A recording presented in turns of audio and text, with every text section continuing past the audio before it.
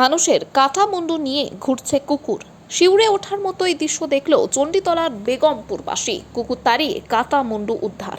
চলন্ত ট্রেনের দুর্ঘটনায় মৃত্যু বলে অনুমান করা হচ্ছে। রেল পুলিশ ও স্থানীয় সূত্রের খবর, আজ সকাল 9টা নাগাদ চণ্ডীতলার বেগমপুর 20 নম্বর রেলগেট এলাকায় একটি বাগানি কুকুরকে মানুষের কাটা মুন্ডু নিয়ে ঘুরতে দেখেন স্থানীয়রা।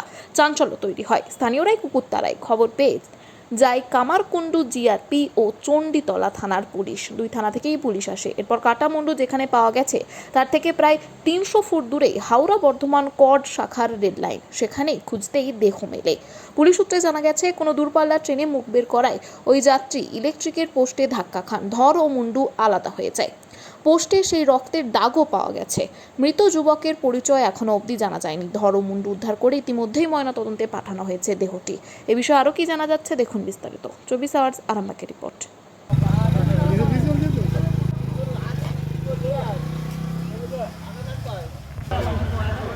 শুনলাম যে সকালে শুনলাম যে এখানে একটা রেলে মুন্ডু পাওয়া গেছে, মার্ডার হয়েছে এইরকম ধরনের একটা শোনা গেল। শোনার পরে ছুটে এসে দেখি ইতিমধ্যে চণ্ডীতলা থানা উপস্থিত ছিল এখানে। তারপরে রেলে বড়বাবু উঠলেন, উঠলে উনি ওই সাইডে গিয়ে দেখলেন যে এখানে একটা বডি রয়েছে। তা আবার জিআরপি থেকে বলা হলো যে এটা রেল কেস, সেই হিসাবে আবার পুনরায় রেলের হাতে হ্যান্ডওভার করে দিল কেসটাকে। কারখানায় কাজ করছিলাম, মানে কোনো অনেকক্ষণ ধরে চিল্লাচিল্লি করছিল। তো আমরা প্রথমে কোনো কারণে চিল্লাচ্ছে। তারপরে একদিন এসে বললো যে ওখানে একটা মুন্ডু পাওয়া গেছে। তো আমরা গিয়ে দেখলাম যে মুন্ডুটা পড়ে আছে।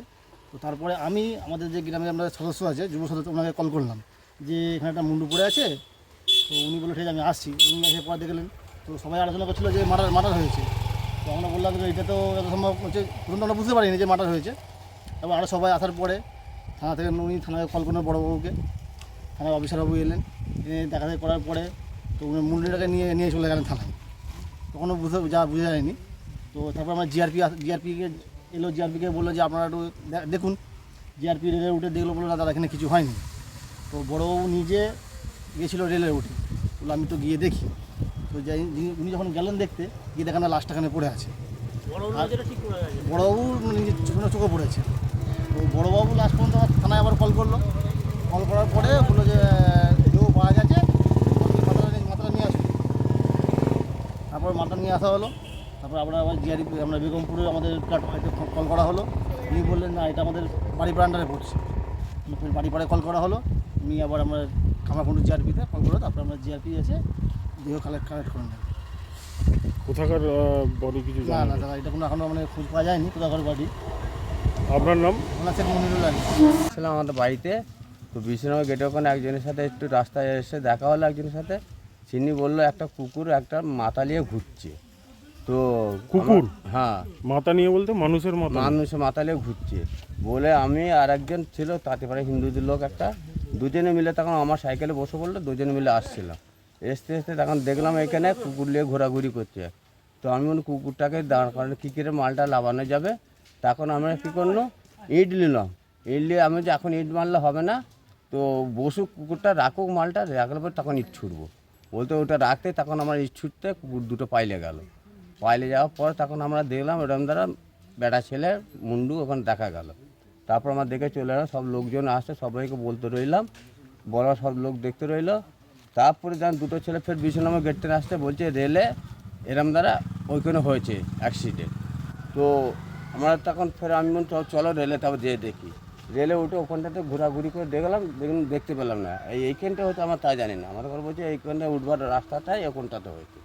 তো ঘুরে গেছে 8টা রেল দেখলাম কিছু নেই বলে আমার ফের ফিরে এলাম। বড়োবাবুকে এই বক্তৃতাও আমরা দিচ্ছি। আমি তো বডি দেখতে পেয়েছিলেন? হ্যাঁ, বডি দেখতে পাইনি তখন বডি প্রথমে এইখানেই পড়েছিল, বডি তখন দেখিনি।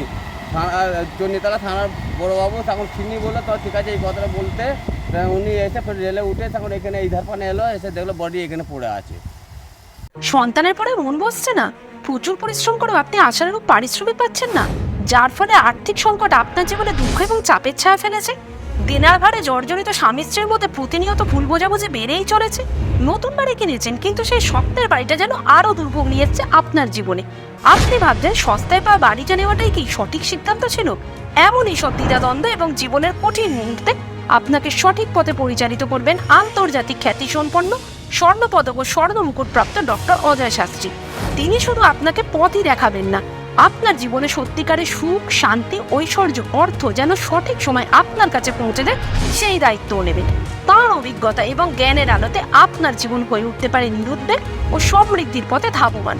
তাই আর দেরি নয়, স্ক্রিনে দেওয়া নাম্বারে এখনই ফোন করে ডক্টর অজয় শাস্ত্রীর সাথে যোগাযোগ করুন। কে জানেন, হয়তো একটি মাত্র ফোনই আপনার জীবনকে বদলে দিতে পারে।